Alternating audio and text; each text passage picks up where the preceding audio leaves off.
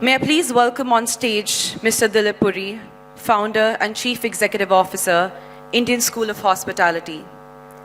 Mr. Puri has over 3 decades of experience in the hospitality industry and has worked with multiple brands. For this session, he'll be joined on stage by eminent panels representing 2 homegrown brands and 4 international heavyweights as we explore the leisure versus urban debate.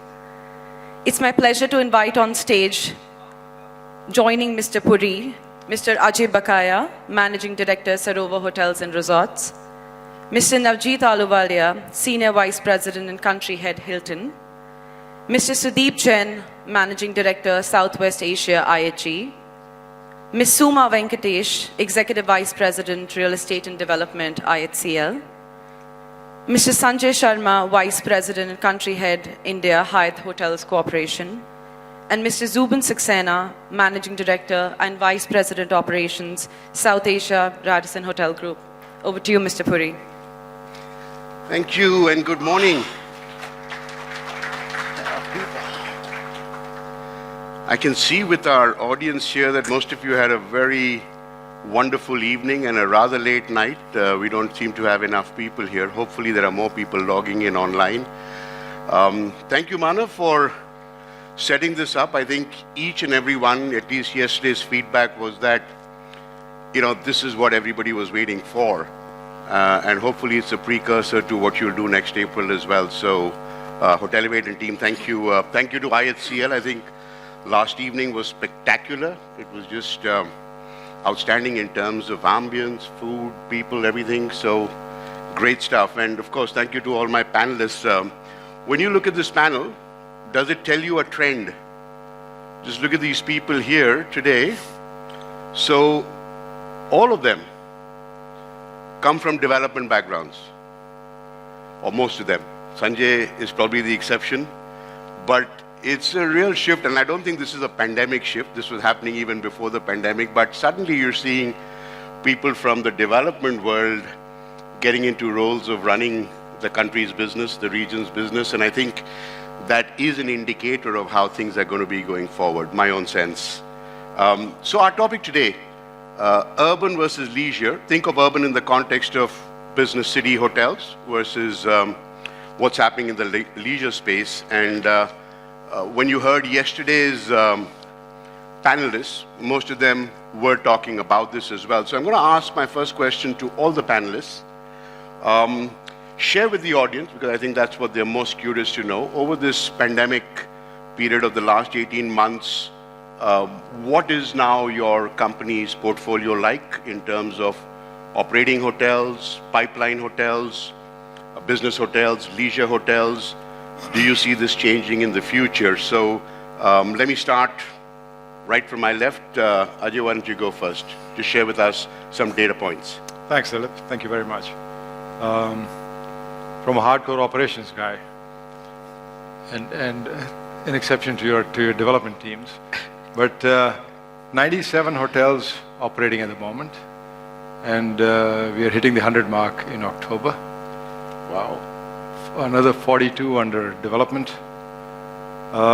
It was a tough and a slow 24 months, but or 18 months. But in these 18 months, we've signed 24 new hotels, and we actually opened 7.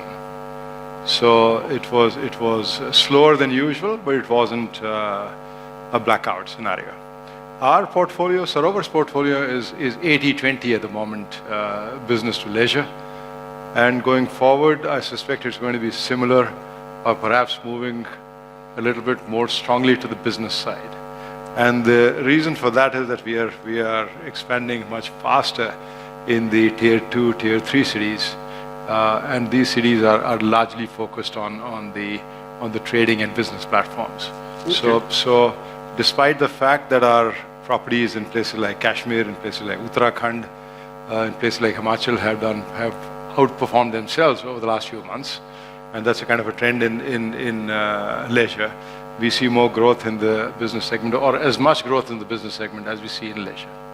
Thank you. Interesting. Navjit? Yeah, so Dilip, I guess, we are the smallest, I guess, in this set of, we were kind of in the process of resetting our business in India just when the pandemic hit us. And I would say largely a lot has changed, but not much has changed also. Because I think we, obviously, I've always been a believer that both leisure and business have their own places. Unfortunately, for many years in India, people didn't believe in the leisure story because they always felt that it was too seasonal, it didn't make much money. Obviously, that's been turned on its head now, and there's this huge rush to go into the leisure space, which I think will definitely find its own level. But I am a great believer that business hotels are going to continue to thrive, and as business comes back and as meetings such as these become, people really miss meeting face to face, and nothing can duplicate this.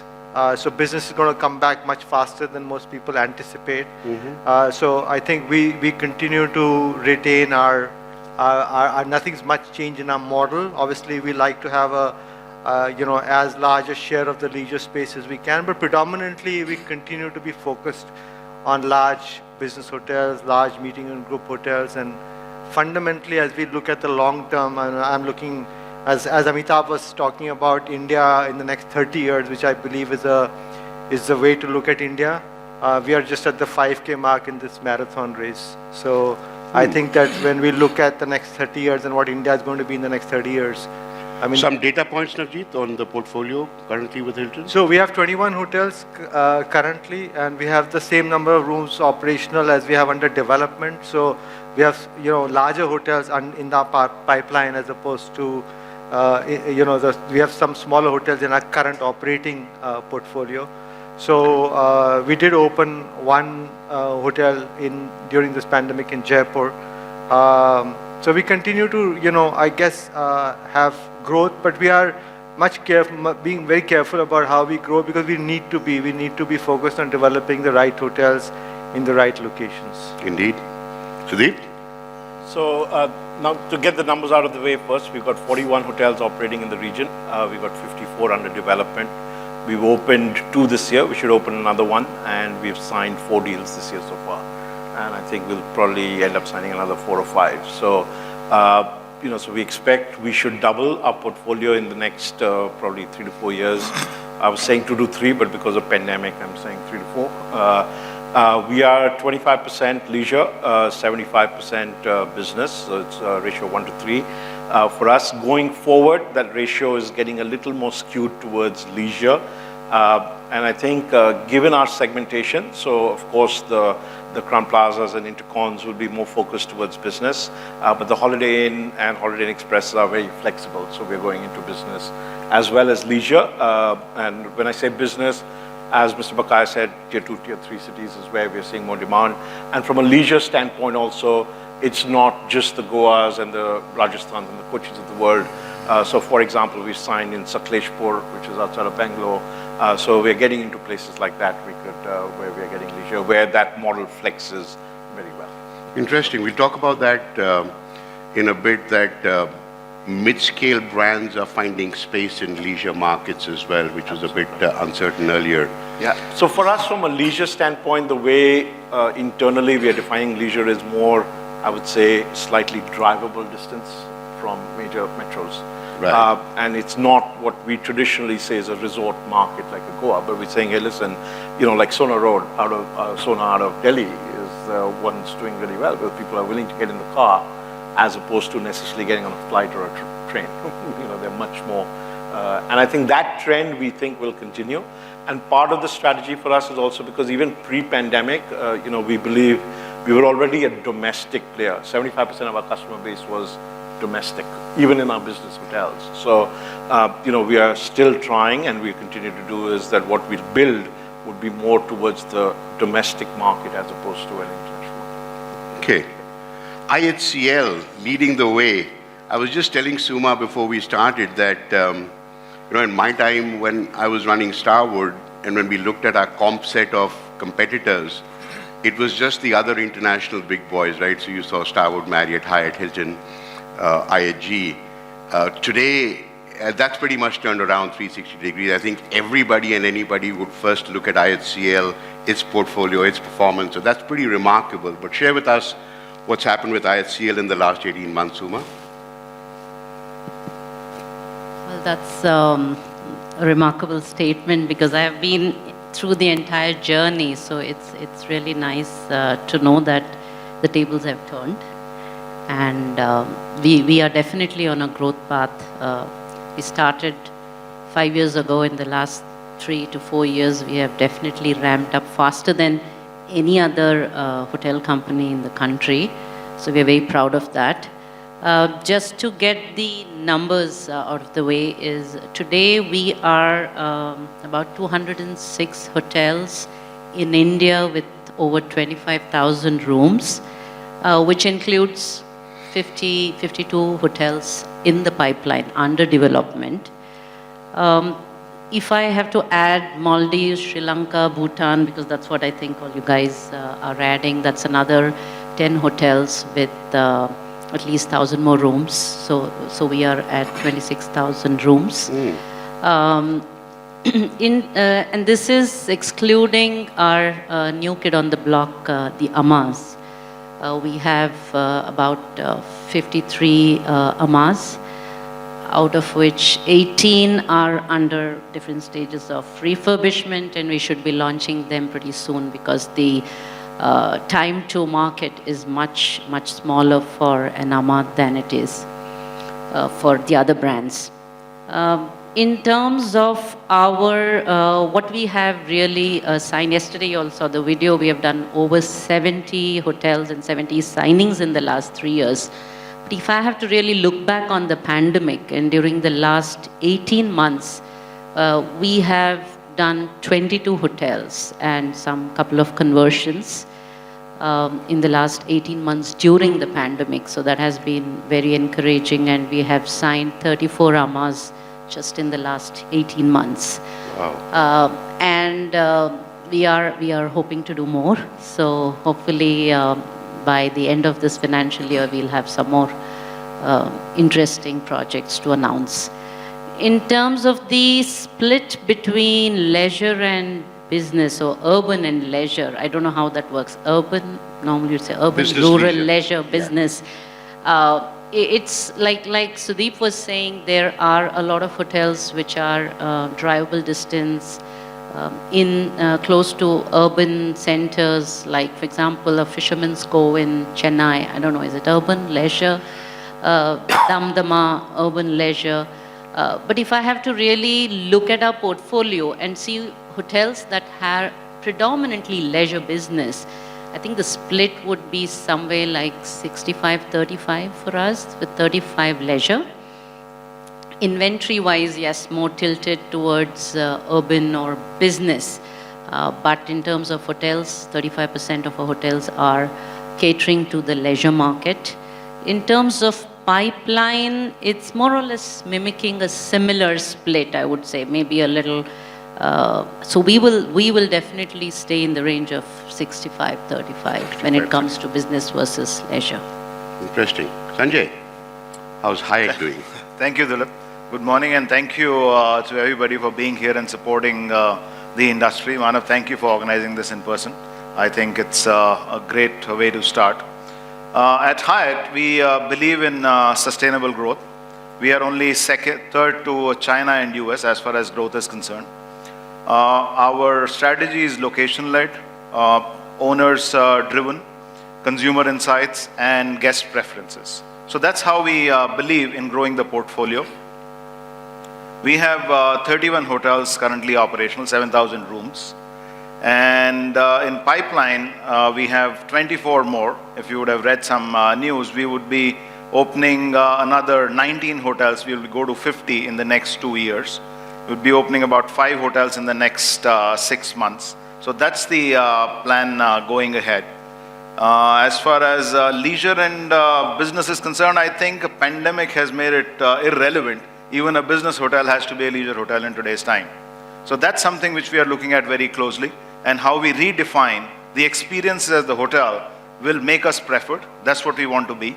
And what do we want to do at the hotel level so that we can provide the services which a guest requires today after the pandemic. So that's how we are going ahead. So what you're saying is that business hotels themselves are looking to tailor-make facilities for leisure travelers. That's what's happening. If you look at cities like Mumbai, let's take the example of Grand Hyatt.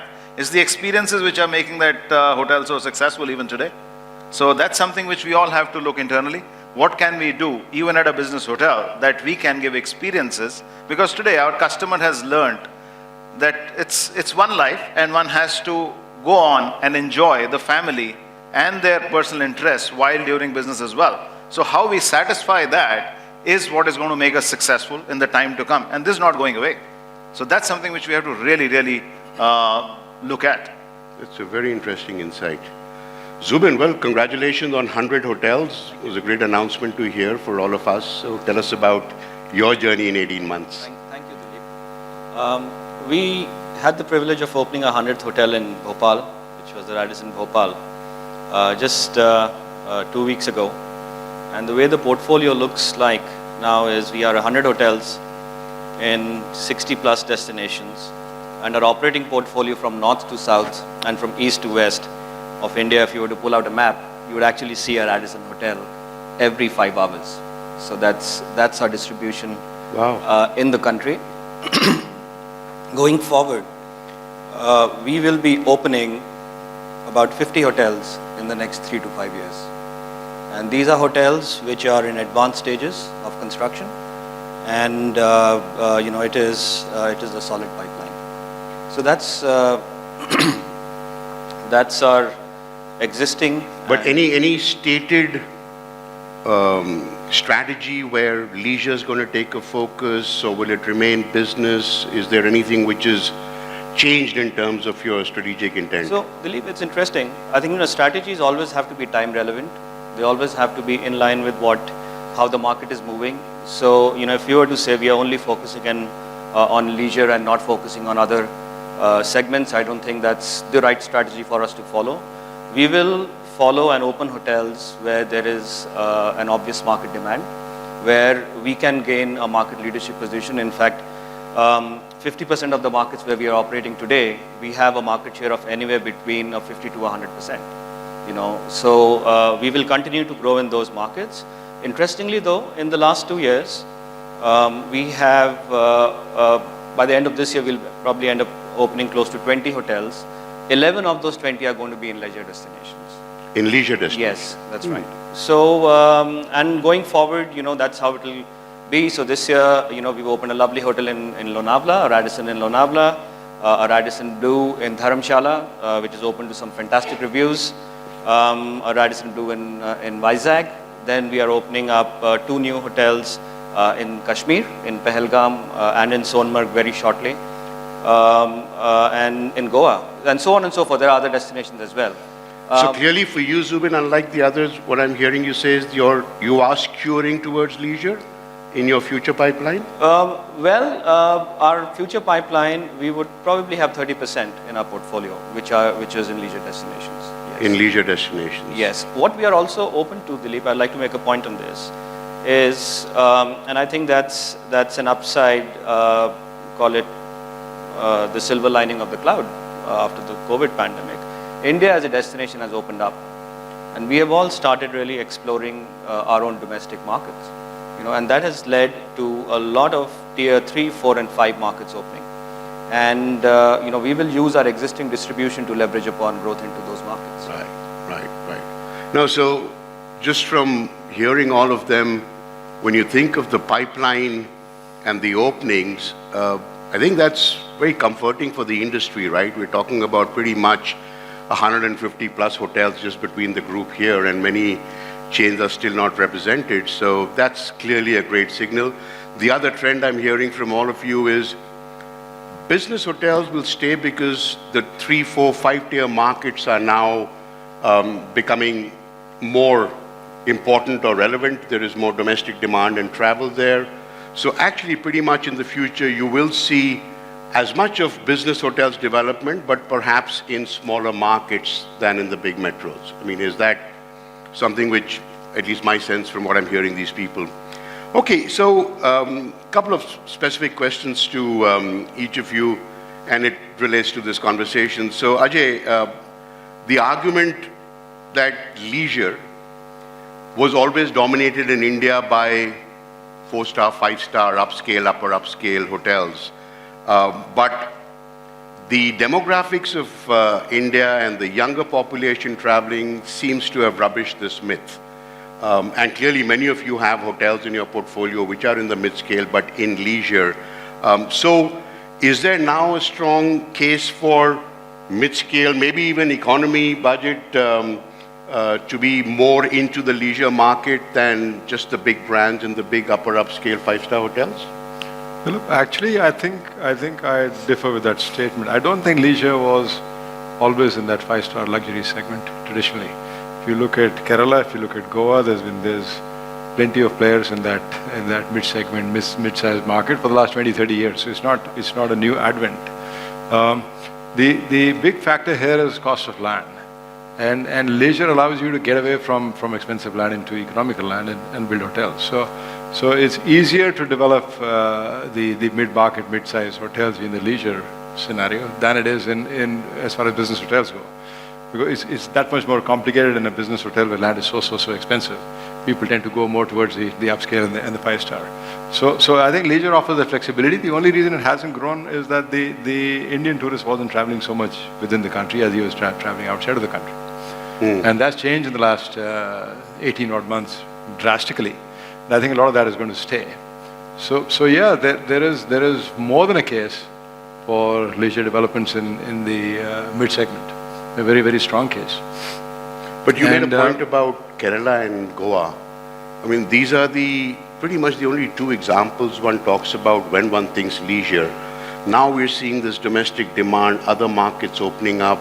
Where else are you going to see these, newer leisure destinations? I know the hills and mountains are one part, but what else in your pipeline? Well, Rajasthan's Agra, lots and lots in Uttrakhand. Rishikesh has developed as a huge destination now over the last 10 odd years or so. And I think you'll see more. There's lots and lots to see in this country. There's plenty of cities. Odisha is one that's being talked about at this forum, but there's lots there. If you take Puri, for example, I don't think they have a really good branded hotel anywhere there, or maybe I'm wrong. Perhaps one odd one. Do you have a hotel there? We don't. No, not yet. And Taj has? Soon. Okay. I think also with leisure, with the demographics changing, we're talking about a younger audience traveling for leisure. You'll probably need to change the concept of leisure from just good food and nice booze and perhaps looking out at the beach or admiring the scenery to a lot more activities. A lot more outdoor activity, a lot more experiences built around the place. And there are enough smaller places, not your regular palaces and things. I can think of an example which doesn't belong to any brand. Suryagarh in Jaisalmer, phenomenal. You look at a reservation confirmation. They give you 20 options for you to do out there. So there's lots happening. I think there's much more that's going to happen there. Himad Anand sitting here. He's been doing this work for the last 15 odd years in that area, small. And definitely mid-size or small size. So you'll see a proliferation. Whether this whole concept of everybody remaining within India and traveling within India stays, it's for us guys to make sure it happens. If we do a decent job, people will travel more frequently within the country. Sure. Yep. Okay, so just to add to that, you can't ignore some of the changes which have happened systematically. Right? Number one, and coming from the development background, if I look at 5 years ago, we said to an owner that unless your hotel's 175 rooms, 200 rooms, I can't do it, right? Which is why, as Mr. Bakaya said, they were hotels, but they were not organized, right? Today, I can tell you as a brand, we're saying, oh yeah, sure, if you're 100 rooms, you're 75 rooms, we look at it, which was not there 5 years ago, right? Second is accessibility, right? Thanks to both the roads and the airlift, right? It's possible for people to travel now. The era where let's say you went to Goa only on a flight and there were 2 flights out of Delhi. it was only affordable by a certain segment of the population, which naturally lent itself to a 4-star, 5-star development. Today, that's not the case. Right. And as a consequence, the funnel which you have is expanded dramatically, which automatically leads to the fact that you can now develop many more hotels to cater to the wider funnel. Yeah, no, that's true. That's true. Navjit, from Hilton's perspective, or generally from any of the bigger brands, how much did the inbound business matter to you guys? Have you been able to replace that? This whole talk of domestic demand, everybody is talking about it, that this is going to be our savior for the future. Domestic demand is talking about staycations, vacations, all kinds of things are happening. Is this a trend here to stay? I mean, or is this something which, as soon as the pandemic's over, our traditional distribution channels and our segments will come back? Yeah, so I think that we obviously were hugely impacted because we were 60% international and 40% domestic because of the way our geographic locations were based. We were more, big cities, and we didn't have such a big leisure portfolio. And so it was a huge shock to the system, and I'm sure I can speak for probably all the large international players. It was kind of a similar story. And so obviously we had to quickly pivot to what we can do to address the situation, which meant, getting after existing domestic business, whether it's staycation. Of course, the wedding business in India has been resilient through all this. Even, right after the first wave, people wanted still to get married, whether it was smaller numbers, but that's been something that's kept everybody alive. Obviously doctors, quarantine business, pharma, all the stuff that was really still being strong, we had to pivot to that. I think going forward, like some of the panelists said, some things are here to stay. I mean, there will be people who will still want to take staycations. So I think as all business hotels will start providing experiences, as Sunjae said, there will be a segment now for all business hotels in major metro cities of staycations. There's no reason for it to go away completely, right? It might reduce in the percentage that we are kind of accustomed to today, but certainly that's there to stay. Interesting. So what you're saying is certain segments, like these you talked about, quarantine business, that's going to go away. That's not going to stay forever. Yeah. But some of these businesses like staycations or somebody coming and saying, I'll work and stay in your hotel, that according to you is here to stay. I think so. That's like a permanent. I think the world changed dramatically after 9/11. I mean, travel changed completely, right? And I think this, COVID will change the hotel industry in some ways permanently, in the way we do business, right? And in certain kind of demand, segmentation. It is something that will permanently be always there. Possibly, yep. So, to what my panelists have been saying. See, our approach and the way we have viewed this whole pandemic and the impact on our business is, of course, the first stage of quarantine business, getting doctors to stay or getting students returning from the international destinations to stay with us was one part of it, which helped companies like us tide over at least some of our cost basis. It wasn't a business, as you rightly said, that's going to be there forever. But what we have seen is this pandemic has really made huge changes in consumer behavior, which have translated into many different avenues of newer revenue streams. Sure. So it's so if you're going to look at the hotel business in the traditional sense, probably we may be in for some root shock. But there are other businesses of the future, whether it is the AMAs or the private villas, or it is even QSR, Qmin. We launched almost 7 brands during this period to garner revenues from completely different sources, which we never would have otherwise focused so sharply on. So I think some of these businesses have huge future, and they will contribute. Even things like, we launched Energize to address to the wellness segment. So that's going to be big. People are going to now, one thing that the pandemic has done is forced all of us to relook at life and the whole meaning of life, right? So people will have, customers will have different needs, and I think going forward, the nature of the business or the composition of your revenues is going to change. So we need to really focus on that, on what is going to make, things sustainable. Totally agree. Yeah, I think the makeup of the revenue model will change significantly. So Sudeep... just to add to that, Dilip, I think if you look at it as an operator, typically pre-pandemic, we focused on 2 or 3 at a very high level percentages. One was sort of, let's say, base business versus, transient business, right? And the second thing was room revenues versus F&B revenues. You did a lot of your modeling on staffing and all kinds of different things on that. Now, I think let's take each one of them. The percentage of rooms versus other revenues is going to see a shift in percentage, because I think there is going to be more focus on F&B, there's going to be more focus on wellness, there's going to be more leisure, which comes with other ancillary revenues.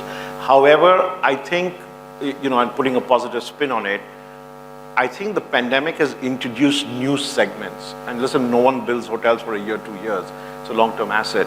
In the long term, I don't think that business which was there pre-COVID, the business, if you want to call it, is not going away, right? I'll give you the example from the deal world. If it was taking us 4 months, 5 months to close a deal, during the pandemic, yes, partially responsibility is because of financing availability or people not wanting to take the same risk, but to close the same deal, like for like, if I did it, was taking us 12 to 18 months. And there's something to be said about sitting face to face with an owner and trying to negotiate and get it done, right? And that's not going away, not for a long time. It may go away in the next generation, but I don't think that's going away. Same thing, despite whatever it may be. We've got fewer numbers at the conference, but last night everyone was very excited about meeting the industry colleagues which they've not met for a long time. And, and I think you can't take that away at the end of the day. We opened our office on Thursday. We'd anticipated 20% occupancy. We had 45% of the people in the office the first day. We had to say, so 5%, please go home.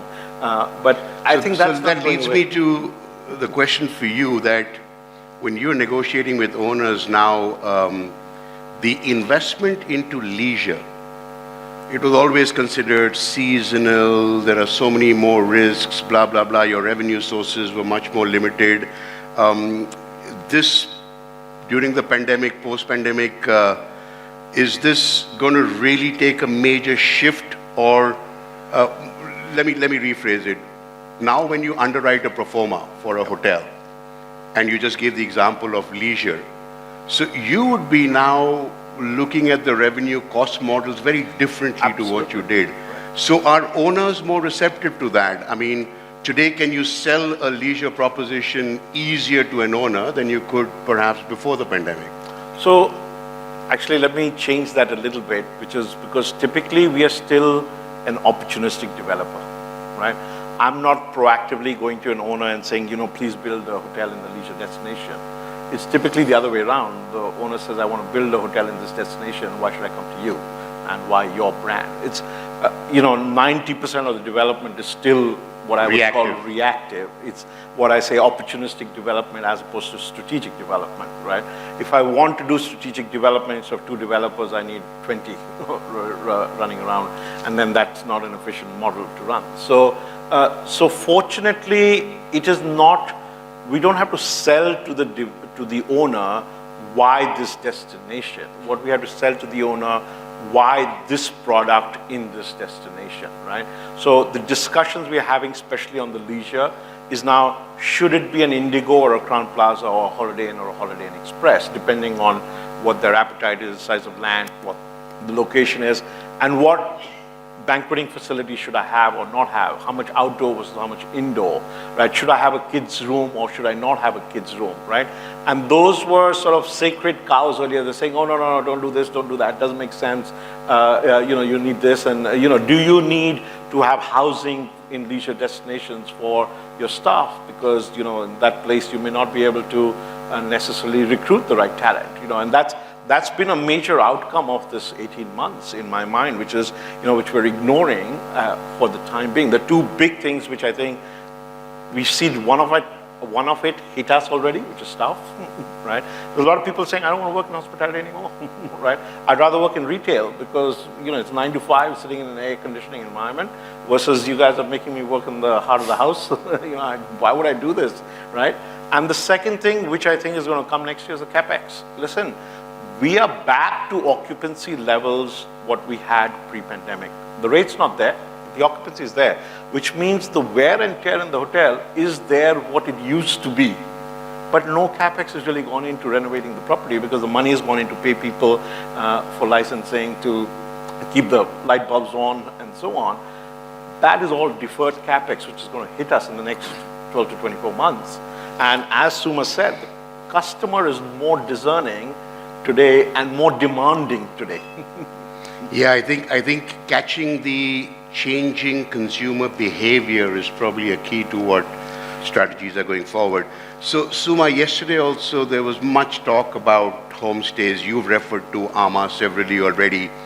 Tell us a little more about that story. I know Puneet gave us a sense of it, but more importantly, how scalable is that business and how monetizable is that business?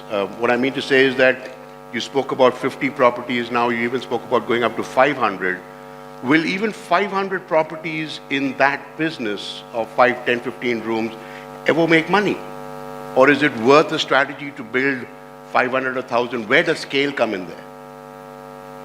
So this whole luxury villas or private villa business, I mean, our take has been a little different from the way probably some of the others are looking at it. As I know Mr. Chatwal alluded and he explained yesterday,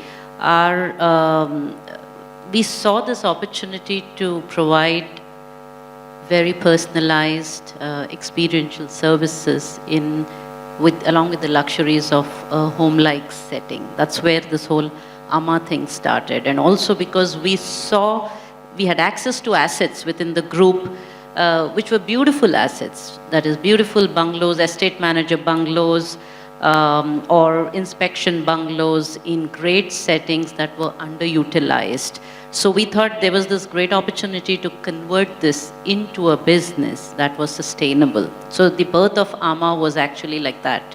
And as some of you would remember, Mr. Chatwal said we had some assets. We were in this whole spree of monetizing non-revenue generating assets within our group, and we found these piggeries and homes that were just lying unutilized or underutilized, and we converted them into very beautiful Portuguese influenced homes. So that's how Ama was born, and we had about 14 villas, most of them within the group before the pandemic.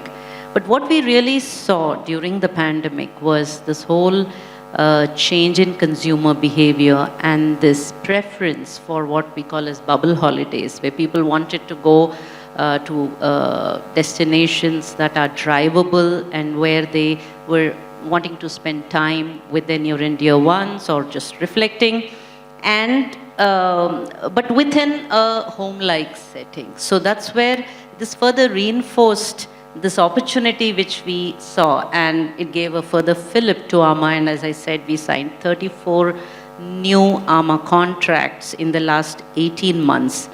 What Ama really gives us is an opportunity to provide curated experiences to the customers, which probably is not easily doable in a traditional resort-like setting. So what it really means is, as a customer, you can ask for any special request, and the entire stay is just focused around those special needs, right? So you have a butler at your beck and call, you have well-trained staff, and you have the entire assurance and backup of being served within this whole IHCL stringent ways of safety standards and whatever you have. And the kind of experiences we have been able to create, like for example, in Munnar you can go trout fishing, which you have to otherwise go to the Himalayas to do.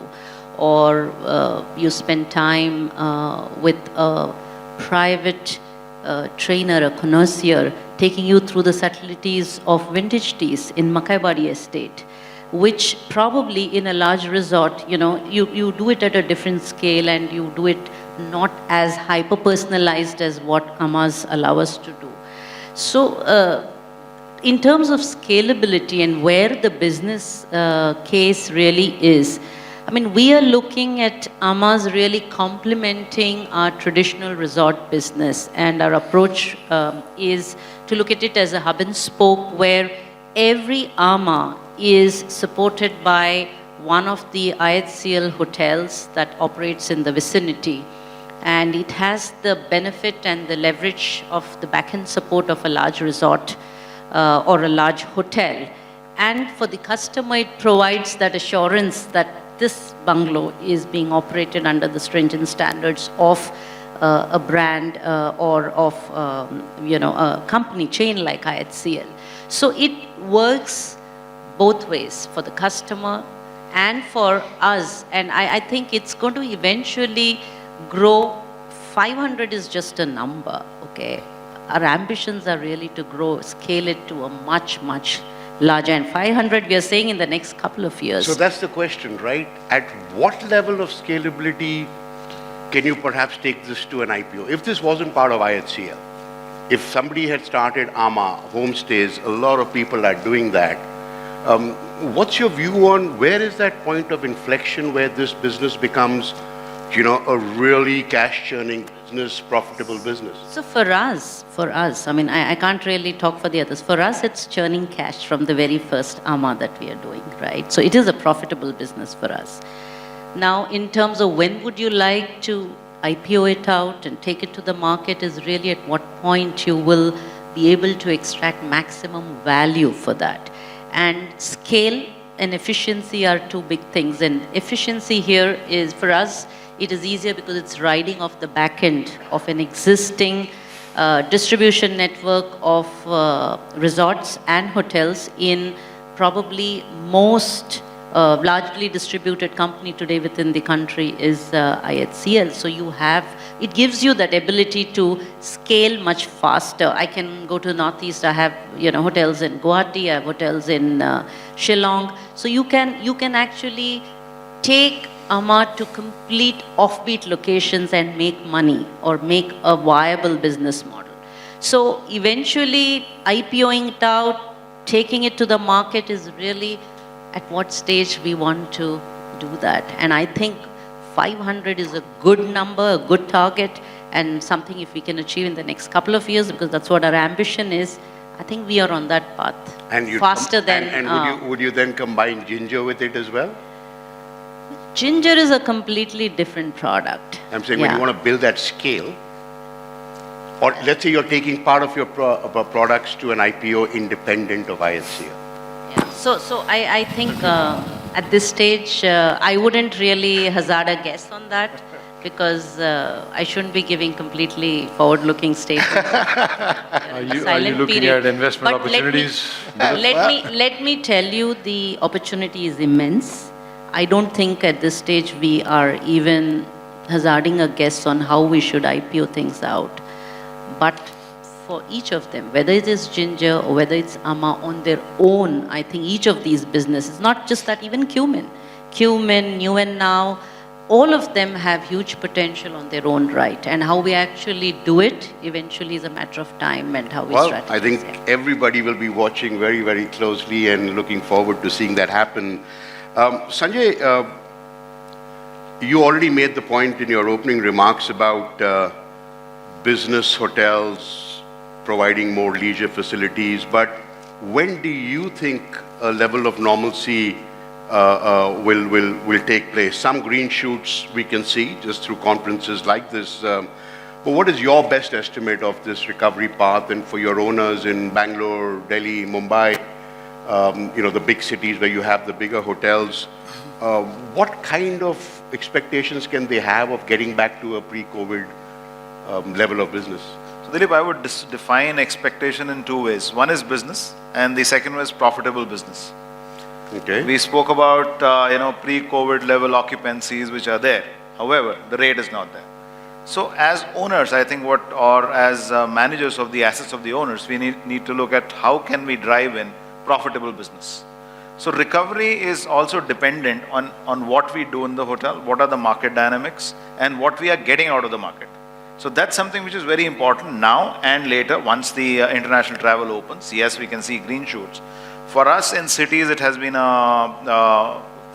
in India, it has been a mixed bag where some of the destinations have done really well, whether it is business hotels. Look at Mumbai, look at Delhi, a few hotels. We have actually outperformed even earlier times from an occupancy perspective and performance as well, whether it is the growth in market share. However, as I said, to me, the second point is very important, that when do we drive profitable business into the hotels so that we can make all the stakeholders happy, because that's something which we would look at. For that, I think the support of everyone here is required on how we strategize for the business which is available and which is going to come. So that is going to be important. That is the recovery, I would say, is recovery, because cash flow is something which is happening now. We need to be really focused on profitable business. That's something we need to strategize on. We need to be together on this, and we need to see what we can make out when the business starts coming in from the international sectors, and also what's happening domestically. Because there are a lot of new segments which have come. If you look at it, there is a particular segment which is called, which I would name as an aspirational segment, right? Earlier, there was a segment where people wouldn't really go to the hotels, or they didn't have the time. The family time was very less. Now, when they can work from home or they can work with the family, that segment has really come in. Now, how do we, or what do we do to that segment, and how do we really market or strategize on that segment to get the maximum profits out of it, will define when the recovery comes back. However, answering your question, we expect that maybe Q2, we should see some good results. We are already seeing very good results. We are actually, if you compare it to 2020, we are 200% July more than 2021. Occupancy levels have, I think India-wide reached about 50%. And in the first quarter, which was really, really good, we were about close to, in the highs of 50s. So that's something which has really happened, though the second wave was very devastating. But yes, we see some really good green shoots from the pace of bookings, from the kind of bookings we are getting.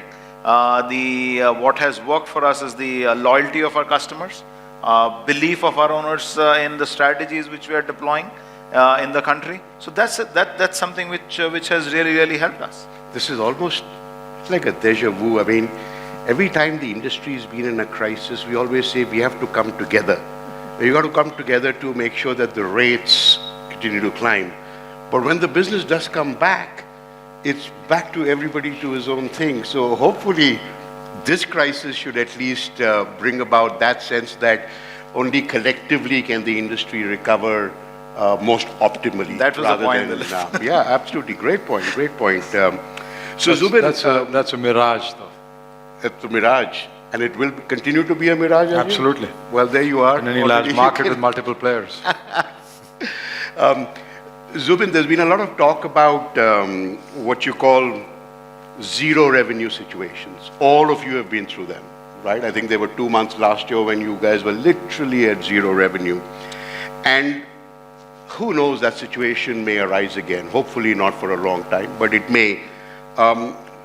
Do you think you've taken enough measures, be it cost efficiencies, what you've done with payroll or with electricity and all that stuff, but have these changes made you more agile, more adaptable? Are they here to stay?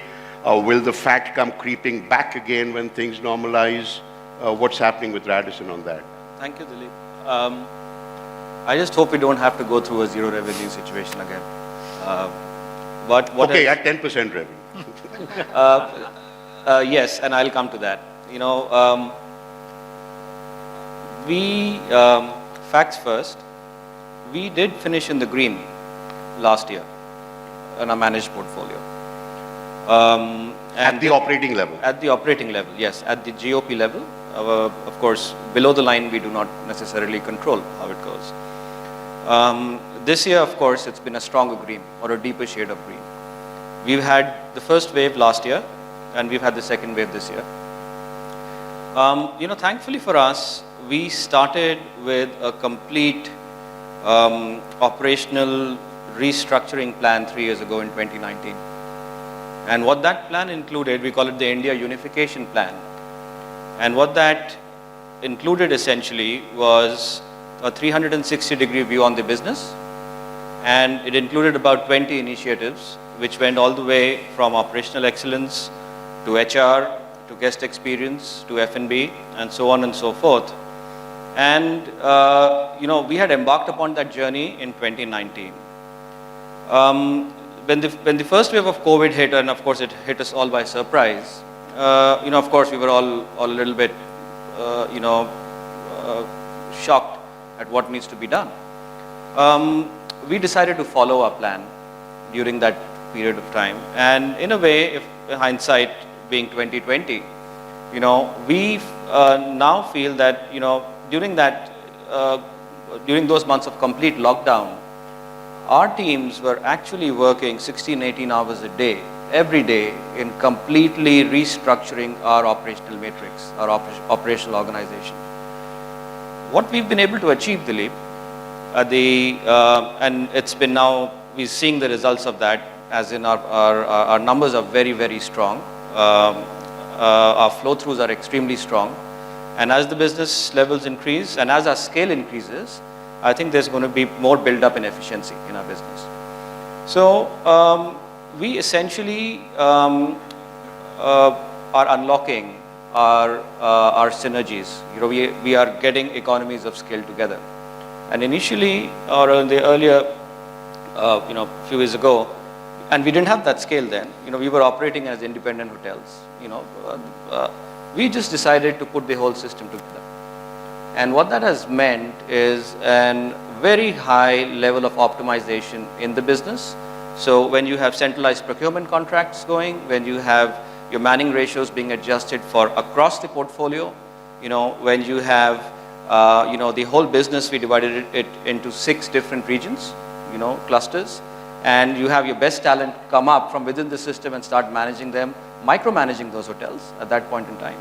I think, what we have now is what I would like to believe is a very efficient organization. Yeah, I think that's probably representative of almost all of you, right? That these efficiencies you brought in, even as you say that the rates may take longer to recover, but just these margins which you're saving now by being more efficient in your costs will probably lead you to the same or even higher levels of profitability. That's the sense I'm getting, and I think you're reflecting what most of these guys. There's some questions coming up from the audience as well, but we've got time for one more set of questions.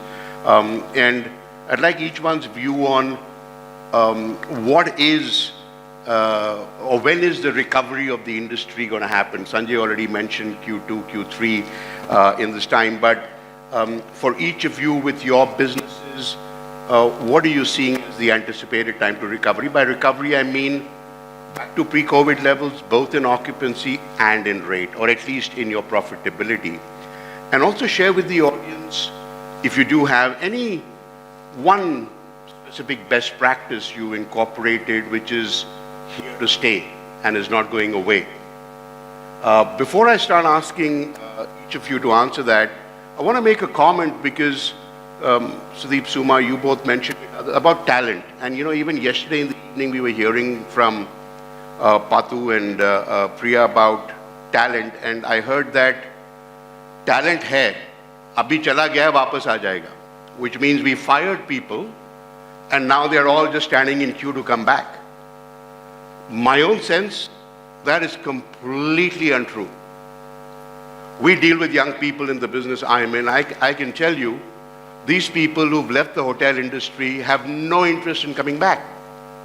And they will continue not to have an interest in coming back until we as employers, as the companies, change our own attitude and approach towards that. So I think this complacency should not be there in any of you.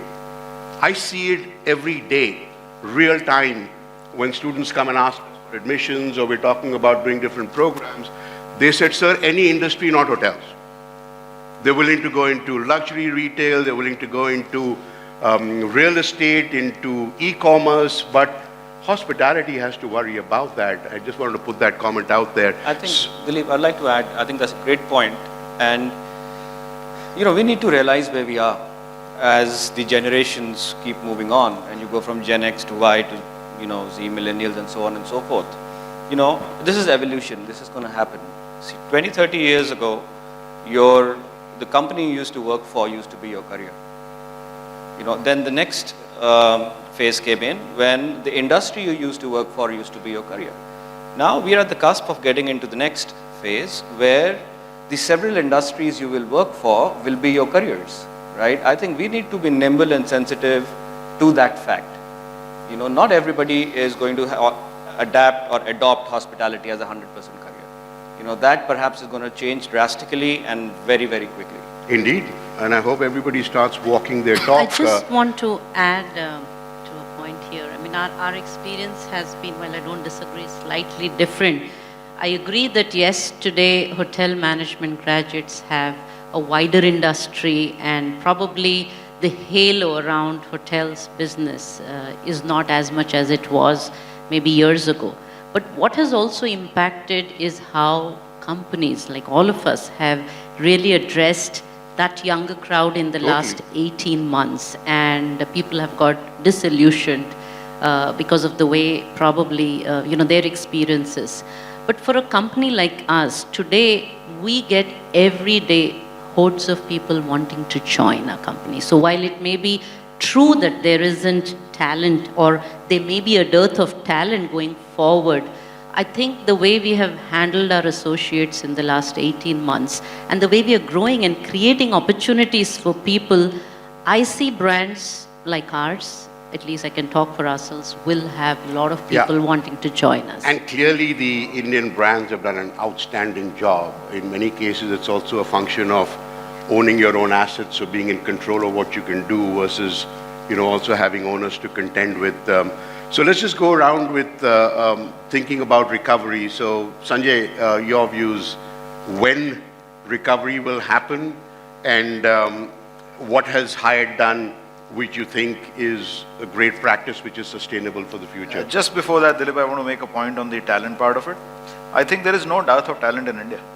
I think the talent available in India is recognized worldwide. It's how we as brands and how we as employers attract that talent, and what do we do for them, and how do we make them feel at home, how do we empower them, how do we do their career progression. That's what is important. We need to look at that very, very carefully. Indeed. Talent is not an issue. There is enough of talent in India. We can actually provide talent to the world. There is so much of talent in India. We need to look inwards, that as hospitality brands, what do we need to change now, having looked at this pandemic, that will keep the talent with us? Right. That's the question to be answered, right?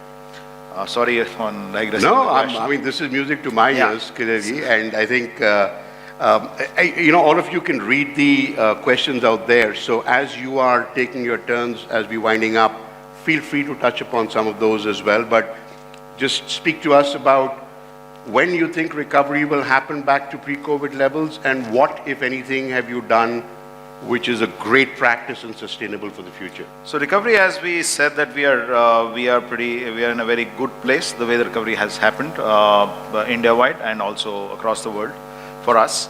And I think Q2, Q3 are going to be, for us, we follow January to December calendar. So for us, I think Q2, Q3 are going to be very, very encouraging. Even this year, when you look at it, the kind of pace and the kind of business which already is very, very healthy and very, very encouraging. And hopefully we'll keep the world safe and secure as it is getting to be. On what we realized in this pandemic and this 2 years, or close to 2 years, is that how can we work on so that we don't have to be dependent on aggregators? What can we do? Because that's profitable business. Because that's if you take out the percentages and see. Aggregators. So, okay. I know I saw Vipul here, my trip is here somewhere. But it's, so what have we done? We have to strengthen our loyalty. We have to be closer to our customers and see how we can drive them towards the brands. And also, what can we do to drive this loyalty at the hotels? The other thing which we looked at is what are the different products or different ways which we can take our guests to, so that they are not hindered in what they were doing, or we facilitate in the best possible way for them to go about their business. For example, we started this hybrid meetings together by Hyatt. That was very, very successful, is very successful even today. So those kind of things. And I think that's something which we are working on. And yes, aggregators are partners, and we will, obviously they will remain our partners. But yes, we can look at our loyalty to see how we can balance the business. Partners means what? You just on the one hand said, they're the ones you don't want. So you fight with your wife, right? Yeah, She's also your partner. Estranged partners. Suma, let me just cover a couple of questions which perhaps you can in this. So, this concept of strata sales, lease back in leisure, I mean, you have a clear real estate finance background as well. So somebody's asking that, is that something of a business model that you can see in the future? It's very popular abroad, strata sales and lease back. I think both you and Sudeep can comment on that. And there was another question about religious tourism. I think religious tourism is important because many of these secondary towns are getting their mojo now with people going to for religious purposes as well. So your take on these couple of things? So strata sales, sale and lease back are already there. I don't think it's happening only during the pandemic, or it has been there, and we have been looking at opportunities that have the sale and lease back model. In fact, in our Ginger hotels, Ginger brand, we do operating leases and sale and lease back. It could be at the hotel level or whatever. That's already happening. In terms of religious tourism, again, I should say that we are already there with our properties in Katra, in Tirupati. At the most recent one opened in Pilibhit, the Pilibhit house in Haridwar. Religious tourism and combining leisure and religious tourism has been on our cards, and I think we have probably one of the few that have done multiple hotels in this space, and we see yes, there will be a bigger market there. Right. Sudeep, the question there says you only mentioned you're prepared to do 100 rooms. Yep. So why not 75 and why not 50? It comes down to economics, especially as an operator. There are certain amount of what I would call semi-fixed costs. Like if I have to operate your hotel, you need to have the right technology, you have to have the right fire life safety systems, you have to have the appropriate general manager who understands the system. Now that comes at a certain cost. Now, unfortunately, if I reduce the scale of the asset, those costs don't necessarily come down, right? So as long as the economics work, both for the owner and ourselves, and we go in with our eyes wide open, that's fine. A lot of times, historically, the perception's always been, yeah, great, okay, I'll do it, I understand, I'll have low profitability, but when it comes to budgeting time, that's not necessarily, it's an unpleasant discussion. So I think adjustments have to be made at both ends, and as long as the economics work, because we're not doing charity, we're here for business, I think we'll be opening. Quick comment on recovery from your perspective. So we're saying, you asked two different things. One is profitability and revenues, right? I think profitability for us will come quicker than the revenues, and I don't think 2019 is a fair comparison because that was the record year in Indian hospitality, right? So when I say pre-pandemic, I'm looking at more 2018 levels, and I think we'll be there in Q2 for profitability, Q3 probably for revenues. Okay. Navjit, that's a question which is probably best suited to you. People are asking management, franchise, lease, your preference and why. Before you answer, I mean, we're already seeing brands like Hyatt and Marriott beginning. Radisson always did. IHG did, burnt their fingers, wondering whether they'll do it again. But franchising or manchising, is this something which, I don't know if pandemic has caused it or what, but is this going to be something more acceptable to the operators and something which will be more of a demand from owners going forward? Yeah, I mean, just speaking generally for the industry, I mean, and I think my personal view is that India is going to be a big franchise market. It will be. I mean, if you look 20 years later, I think we're going to be a predominantly 70% franchise, 30% managed business. You mean now, across Hilton's portfolio? Across the industry. Okay. I think we're already seeing that in China. Just yesterday, Hilton launched a large-scale franchising platform in China for HGI. I mean, we signed maybe 25 franchises in a single day, just on that platform. I think the challenge in India, as everybody knows, has been like, is your brand well recognized? How are you protected? You know, we haven't got large operating companies that have experience in operating franchises. I think that's changing dramatically, you know, and I think we will see many more third-party management companies coming. We'll see experienced owners wanting to manage their hotels themselves. I don't think it's going to happen, you know, next year or, you know, a year after next, but I think this is a trend that's going to continue to expand, you know, at a very dramatic pace. Great news for owners, great news for third-party operators. In fact, I mean, I argue that sometimes if you have a management contract where, you know, the owner is very actively involved, you actually end up in a situation where you have all the responsibility and no authority. And, you know, why be in that situation?